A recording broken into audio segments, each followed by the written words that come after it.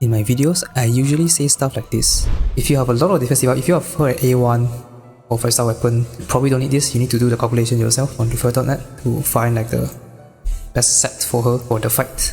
You don't even need to use gun because defense debuff is too much. So go to debuff.net, do the calculation yourself to know how much defense debuff you actually need.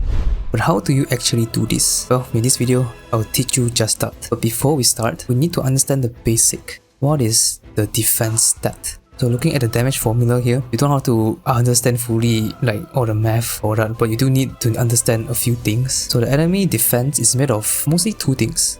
The enemy defense value, which I'll just call the base defense, and the defense coefficient. Every enemy in the game has different values for both of this, but the difference between the base defense and the defense coefficient is that you can reduce the defense coefficient. So if you use something like Rakunda, you can reduce the defense coefficient. For defense value or defense or the base defense, you cannot reduce that. It's a fixed number for every enemy in the game. There's an additional formula here for defense coefficient, so it just shows that you can reduce that. The next important thing we need to talk about is the pierce rate. Pierce is important because it goes hand in hand with defense debuff. The higher your pierce, the lower the defense coefficient of the enemy. So the pierce rate basically just ignores the percentage of the defense. So if let's say the boss has a 200% defense coefficient, then you have 50% pierce, it means that the final defense coefficient will be reduced from 200% to 100%. And if you have 100% pierce, obviously defense coefficient will go to 0, which is the most ideal. So let's move on to the calculator itself. I will link this in the description below. Highly recommend you to use this for your rotation to really like buff up the damage of your DPS. So I know at first glance it looks very intimidating with a lot of stuff here. Trust me, it's very easy to use. You barely need to know math to use the calculation because the calculator does the calculation itself. So we can first look at this first row, this one. So enemy defense is the base defense here. So every enemy has a different one. Same as boss defense coefficient. This thing can change, but you don't physically change it here.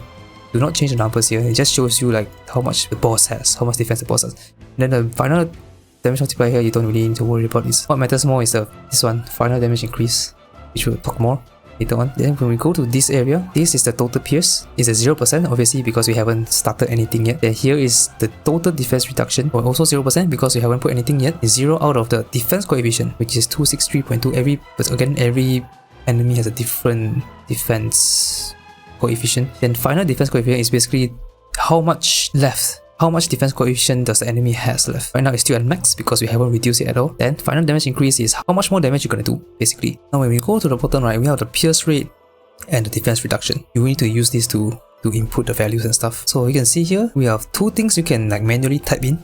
We have revelation pierce total and elucidation power. So this one is very simple. You take this number from the DPS stats, pierce rate. I'll give you guys two demos step by step on how to use the calculator. Elucidation is basically your navigator. So this number here is the stat, the pierce rate that your DPS shares to your DPS. Then when you scroll down here, it's all the characters that have the pierce rate. In order to input the value, just click. If you're A1 Marion, just click this. You'll see that it's 20% pierce. You can see that now it's reduced to 210. Just now was 263, now 210. Now you have a 14% damage increase. It's simple like that. You just click. Some things you need to be careful of is something like this. Some of them has a drop down menu. Like for example, the weapon for Mesa, basically the reforged level, right? If you don't have any duplicate, it's R0. For Queen A2, this one is the number of elements the boss has, and max is 30% pierce rate. So these things you have to like adjust it yourself. Once you adjust it, you just click and then you will automatically input the value inside. Calculate. Now onto the defense reduction. Similarly, you also can enter a number here. This one is usually for the guild bosses. For example, Yasufusa, the dog boss, has a 30% defense debuff if you kill all the souls. So you type a 30 here.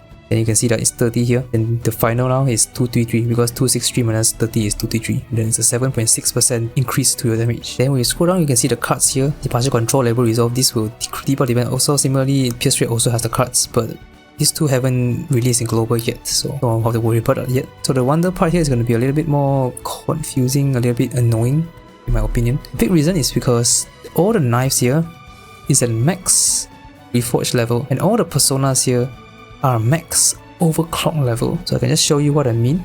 So let's say we're using an arc knife here. My arc knife is at R2, so 2 R2 copies, right? Or is it R3? I think it's R3 or R2. Okay, you know what? Regardless, it shows here the debuff is 6%. 6% defense debuff up to 4 times. So that means that that's a total of 24% defense debuff. But when you go back to the calculator, you see that when I put 4 stacks, it's 36, not 24. The reason is because the calculator assumes full copies. It's annoying. So what you can do is you can do a few things. Number one, you can try and find the one that's 24. Sadly, there's no. The highest 27. If you don't have, just type here 24. So if you're fighting the Yasufusa, it's going to be 54, right? Because 24 plus 30, so it's 54. That's the annoying part about the calculator. It doesn't give you the flexibility to change your stacks, your copies. Similarly to your personal skills or passive, they are also max overclock. So let's take a look at Chernobog, for example. So you can see that my Chernobog debuffs defense by 7%, but the calculator says 10%. The reason why it's 10% is because it's max overclock. So what you need to do again, you need to plus 7 to this number. That's really like the only math part of this calculator. You need to add the passives and weapon together with the guild boss gimmick and debuff. Now we scroll down a bit, these are all the characters that can do defense debuff. So the reason why Soy is super good is because he can do 3 debuffs here. That's total of 120%, 125 or something, including departure control is going to be 150. So that's why Soy is very good character if you require the defense debuff. So similarly with the pierce rate with the Mesa weapon, the weapon here you also have to adjust it yourself. If, for example, Vino weapon, if you only have a R0, put R0, you can see the difference is big. R0 is 33, R5, R6 is 63. But that's just how it is, sadly. And then similarly to the skill, you also have to change it depending on your awareness. Right, level 12 is what? A2, A4 or something like that. If you don't have, you put 10, right? The mind thing is for the mindscape stuff, which we don't have for global yet. Another thing is also with Futaba. Futaba has 2 different ones, the one for weakness and regular one. So weakness is the double of the bottom one. And of course, you need to adjust the level also. Mine is only IE0, R0, so it's going to be level 10 for both. And if you're doing a weakness damage, it's going to be top one. It's as simple as that. So now I want to explain to you why defense debuff is important. Something I often emphasize. I can literally just show you right now why. So what I want to do is just put this to 100%, right? 100% pierce means that 0 defense. If I put 100, you can see that it's a 160% final damage increase. If you get all the defense down, that's a huge number, and that's not even the biggest number you can get. The coefficient and the defense depends on enemy. The more the enemy's base defense, this one, the higher it is, the more final damage you do. Like for example, if I change this to 1500, this could be 282%. That's huge. But it depends on the boss. And ideally, you want to get this number to as low as possible. Okay, I can demo to you right now. So let's say we debuff the defense by 30%. 30%, now it reduces to 2 to 3, right? Then we increase the final damage to 7.6%. If, let's say I double this to 60%, if it's a linear progression, this should be 15.2%, right? So if I change it to 60, it is not 15.2, it's more than 15.2. So if I double this to 120, this should be 32.8. If I double to 120, it is not 32.8, that's even a bigger difference now. It's like a 7%, just now it was 2% or something, right? You can see that the closer you get to 0, the higher the increase. Now if I double this, if it's a linear progression, this should be 78.2. So if I put 240, it is not 72, 78.2. It's even more, it's 50% higher than 78.2. But this means that the closer you are to 0, for this number, the more the defense debuff. But despite everything I said, not every single boss wants a defense debuff. You have to check it yourself. So I haven't talked about this yet, but you can click this to select the boss. Okay, so there's some things I want to point out first. Like for example, Dominion. Dominion has Archangel, Principality, all that stuff, right? What this means is these are the minion defenses. Like for example, there's Nidogger and then the Yilange.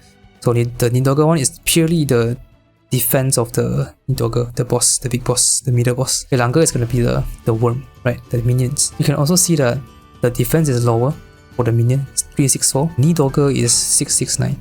That's higher. What this means is the defense, the final damage increase is going to be lower. So if I 100% pierce, you can see that Nidogger is only 123.5. Yilange only 67.2. That's half. And this is actually the kind of boss that you actually don't have to focus on defense debuff, because 123% is not that high, right? Even worse is Dominion. Dominion is 67.2. But typically, the AoE bosses, the bosses that have multiple minions, usually have lower base defense, which means that they have lower final damage increase if you get the final defense coefficient to 0%. Even worse is Seryu from SOS. This one is single target boss that has only 40% final damage increase, you get to 0%. That's even worse. We have to check. But typically, single target boss has higher defense. But just to be sure, test it yourself. So for example, Yasufusa has pretty high defense. I think it's one of the highest in the game. 279. That is huge. That's like double of Nidogre. Yasufusa, you definitely want to reduce the defense to 0 because the damage increase is too high to pass on. If you go to bar, 236, which is very high also. Anything above 200%, you might wanna, definitely reduce to 0. If it's below like 150, let's say like maybe like a Isha Mountain. The one that is for Fox in SOS right now is only 106, which is why in my video I didn't really use Marakunda because it's not that effective because it's only 100% compared to like 200% plus. So it depends, right? If it's a low final damage increase, you might want to consider using more buffing skills like crit buff, attack buff over a defense debuff. That's something that you have to test, but sometimes it's better, sometimes it's worse. But if it's a high damage increase like a bar, just do defense debuff, it's very good. Now the final thing before we go to the demo is windswept. If you pay attention already, you can see that under the defense tab, there is no windswept at all. Now let's go back to the damage formula. You can see that windswept itself is a separate thing. It actually doesn't add up to the defense coefficient. What this means is that, so let's say this one right now is 263. If I use a windswept, you don't actually minus 12. That's not how it works. Like it's different from like a defense debuff here. Like for example, if I use a departure control, this one will go to 240 because it's really just an addition, right? Just 263 minus 23. But windswept doesn't work like that. You don't take 263 minus 12. That's not how it works. How windswept works is it takes the final defense coefficient and it reduces by 12%. It's a multiplication, not an addition or subtraction. So it reduces 12% of this, which is around 232%. What this means is that the lower your defense coefficient, the more windswept loses its value. We can just do a comparison right now. If it's a 200% defense coefficient, you use windswept to reduce the defense by 24%. But if the boss only has 100% defense coefficient left, then it's only 12% defense debuff from the windswept. So the lower you get the boss down, the less effective windswept is. If it's at 0% already, windswept does nothing because 0 times 12% is 0. And that also goes for the other defense debuff also. You can notice that if I put 100% pierce here, everything is already done. It's already 0% defense coefficient. If I try to debuff it with control departure, nothing changes. Label resolve, nothing changes because we already overcapped. So now we can do the demo. So the first demo we're going to do is actually going to be the one I showed in the video, the Yasufusa Queen Guide. I'll show you the step-by-step process on how to calculate the defense. The first thing you need to do is get the pierce rate. It's very simple. You need to get your character's pierce rate first. So you just go to your character, you click this icon, the pierce rate is here, 18.1. I put here 18.1. And then we need to find the navigator pierce rate. And it's very simple. You just click this icon here. These are all the stats that are shared to your DPS, actually not just a DPS, to your entire team. For the crit rate, crit multiplier, all the numbers here will be shared to your team. The PS rate is all the way below here, 0.5%. So I type here 0.1%, 0.5%. Now it's 18.6% total PS. And then now we look at the other PS rate. I'm using an A1 Marion, so that means I need to tick this. I'm using A6 Vino, I need to tick this, but be aware that these two characters have conditions to fulfill in order to get the PS rate. Marion need to overheal. Vino, you need to have at least a radiation and 3 elements on the boss. And that gets us to 46.6% PS, which is very high, almost half the defense gone already. Now we go defense debuff. This one, you have to put 30 for Yasufusa because the boss has the gimmick thing. You kill the souls, you debuff the defense. And now look at the cards. I'm not running any kind of control departure set, but I'm running Naval Resolve on my Futaba, so I tick that. Then now going to Wonder, I'm not doing any debuffing with him, so I skip. Now for Futaba, we are using skill 1, which is a weakness 1 because the boss is weak to nuclear. We just click this, put level 10 because mine is A0 only. So if you have IONS, you need to put higher level here. So we tick, and then we go Vino. We need to change this to R0 because I don't have any duplicates. So tick this, then skill 1 is level 12 because I'm A6 already, it's maxed out. Tick this. Everything else, no more. Now we go up. You can see that I have debuffed the defense. Actually, I forgot to do something. I forgot to change the boss. Very important. Change the boss to Yasufusa, the dog. So you can see that I have managed to get everything to 0%. I do overcap a little bit by like 9%, but that's okay. If you overcap too much, you need to try and think of a way to like remove the defense debuff and then buff more. Or you can sacrifice the defense debuff to buff more crit, something like that. And then my final damage increase 279, which is massive. And then since I have already 0%, it means that for Wonder, I actually don't have to run Arc Knife anymore because, you know, too much defense debuff already, which means I can just run X Machina, which is better because it gives me damage buff. So sometimes you need to readjust rotation and stuff. Like if you follow one-to-one to my with my videos, my rotation, or with like other content creators' videos, sometimes you cannot just follow them one-to-one because everybody's account is different. And a big reason why some rotations are better for your account, some are worse, is because of defense debuff. Like if you don't have Marion, for example, you can see that you need 51% more defense debuff to get to 0. And you can see that the final damage decrease from 279 to 157. That's a huge decrease, 100% decrease. That's insane. So if you're not A1 Miriam, there's a few things you can do. Replace with Soy, because Soy has insane defense debuff. Or another thing you can do is change Wander's rotation to include Rakunda and Arc Knife. If I have Rakunda, Arc Knife, I just put 1 stack, maybe 2 stacks is enough to get to 0% already. That's how you do defense calculation, that's how you optimize your rotations. Don't follow one-to-one everything. You need to adjust according to your account. That's why I made this video, make sure people are informed of this. The second demo is going to be Bar using an A6 Mesa. So A6 Mesa, so just imagine the thing there is A6 Mesa, okay? So let's assume he has like 25% pierce rate, which is very high, 0% Navigator, let's just assume that. And then we go down, the only other character that has pierce rate is Mesa himself. Mesa is a little bit complicated because sometimes some stuff like doesn't make sense. Like if you're an A0 Mesa, you don't want to click this.